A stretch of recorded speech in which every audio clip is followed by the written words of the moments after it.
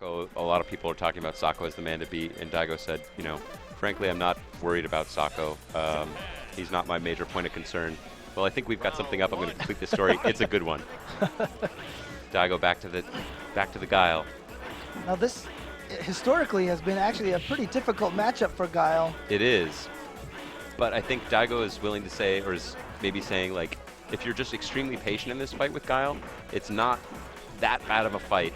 Right. And I think he's saying, I'm willing to be more patient than you, Justin, which maybe he doesn't know Justin's roots as an East Coast Alpha 3 player, willing to turtle the time down. But the fight definitely not as hard as it was before, thanks to Sagat's slower recovery on the fireballs. But Justin doing a good job keeping him out. Oh! Caught the high tiger. Nice adjustment there from Daigo. Daigo punishing both high and low tiger, and Justin trying to shoot Daigo from across the screen.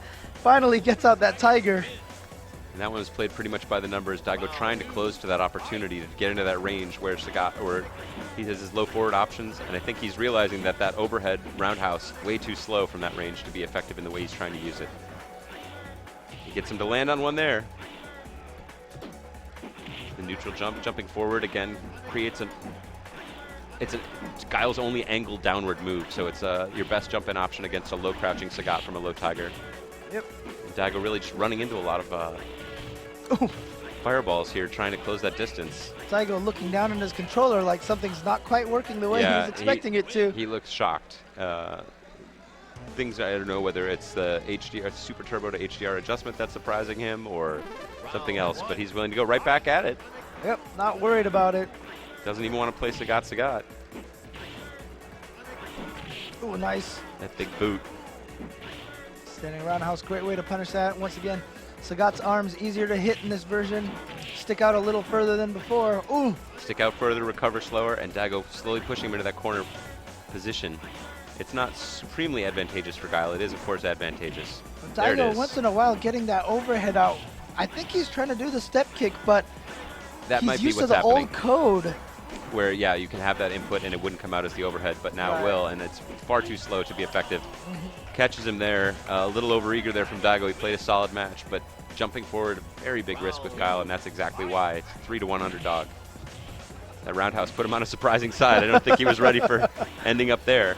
But actually, that roundhouse flash kick does play a role in this match, and that range that he is right there, that's exactly what I was talking about, allows him to punish tigers from that range if you have the charge. Not a game changer, but it's another option, and wow, he finally got it. Coming out with that overhead, like I said, I don't think that's what he's trying to do. I agree. He might not be aware that towards him roundhouse does the overhead at any distance now. All right, Justin trying to go for the comeback. This is match point for Justin Wong. And now Daigo playing very safe. Ooh. And I think Justin fishing for that super, which is